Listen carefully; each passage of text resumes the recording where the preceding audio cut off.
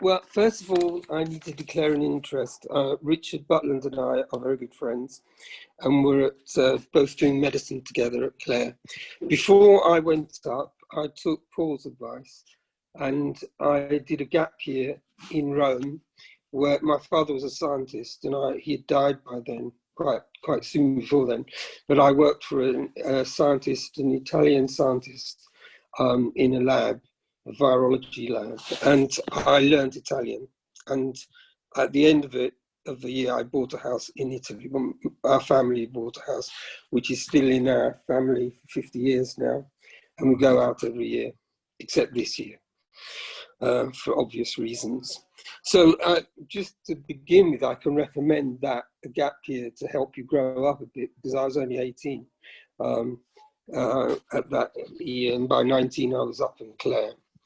The other thing I need to declare is a twinship. I have a twin brother called David, who is now a professor of infectious diseases in childhood in Sydney, in Australia, and he's been there for about 28 years. But he came to Clare with us first, before going off to Sydney. And so he was part of our life together in Clare. We enjoyed Clare. I used to pinch myself every day because I couldn't believe that I was actually in Cambridge and how lucky I was. And we enjoyed it. We had another friend, Mark Kissin, and we used to buy records, and we were part of the 1969, well, I suppose hippie generation, and we used to call ourselves M Staircase Commune.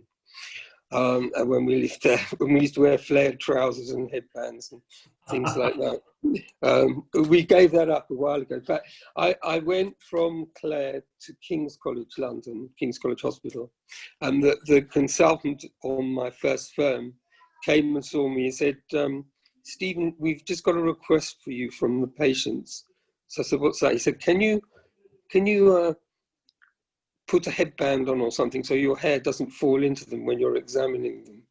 So I suggested, and he said, could you leave your handbag on the door of the ward as you come in? So that was when I decided to grow up a bit and be serious. I am a child psychiatrist, child and adolescent psychiatrist. After King's, I went to do a bit of pediatrics for a year and a half, met my wife, who is a pediatrician, decided she was much brighter than me, especially at pediatrics. And so I switched into child and adolescent psychiatry. I went to the Maudsley Hospital. Then I went to the Tavistock Clinic. So the Maudsley was for learning about classification, things like that, and doing my time. But the Tavistock was about learning techniques and things. And I became a psychoanalyst. I did the psychoanalytic training. We lived in penury. And whilst I did the psychoanalytic training, well, what that meant was that we couldn't afford to go skiing for the time I was doing because it's too expensive. Here is my annus horribilis. When I was 42, I had bipolar disorder. I developed that, and I stayed as a consultant. I ran a clinic in Walthamstow, in Waltham Forest, in East London, and I loved the work. It was multi-ethnic, quite poor. So it was around Leytonstone, Leyton, Waltham Forest, and Chingford. And I liked doing the work. We ran it in a rather egalitarian form. So I wasn't actually totally in charge, but I was head of the management group that we used to run it. And the thing I did with that clinic was that I ran it like a family clinic. So we had a list of everybody's birthdays on the wall in the secretary's helm. So everybody's birthday was acknowledged. At one point, one of our psychotherapists went off sick, and she had to have an appendectomy. And they gave me a card to sign. And the card was really, I like to be a bit unusual. The card was very ordinary. Everybody said, get well soon, Heather, get well soon, Heather, get well soon, Heather. So I wrote in the middle, when they come to write the story of your life, there will be no appendix. And that was my kind of, well, I suppose it was part of the bipolar part. My father had bipolar disorder before he died, but he had a kind of brain tumor, which might have been part of it. But I was exactly the same age, 42, as when he developed it.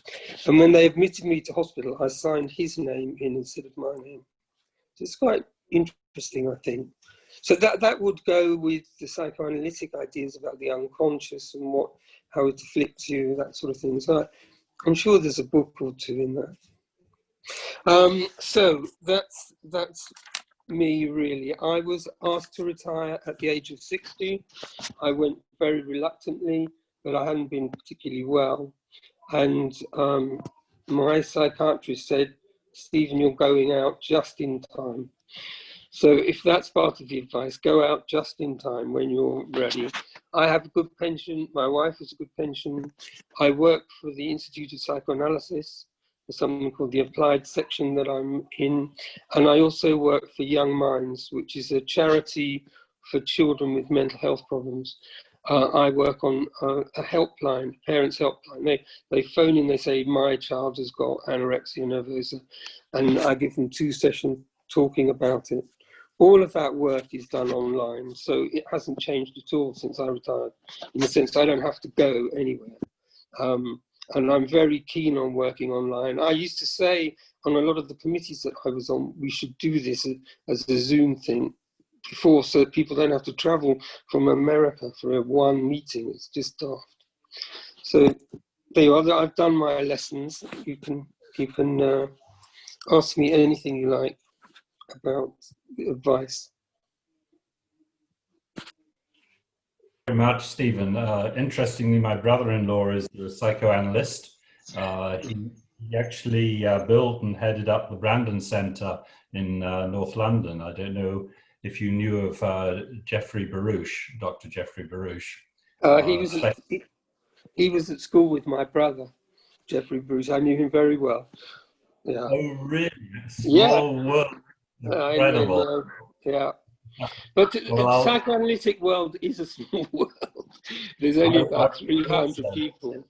But I've been promoting, for example, we had a lecture by Helena Kennedy, who's a QC, and they were going to cancel it because of COVID-19. And I was saying, no, have it as a Zoom lecture. And we ended up with hundreds of people listening to it, much more than if we'd held it in a lecture hall. So I'm not, they think in the Institute that I'm very good at technology, but I'm not really. I just like the ideas, you know.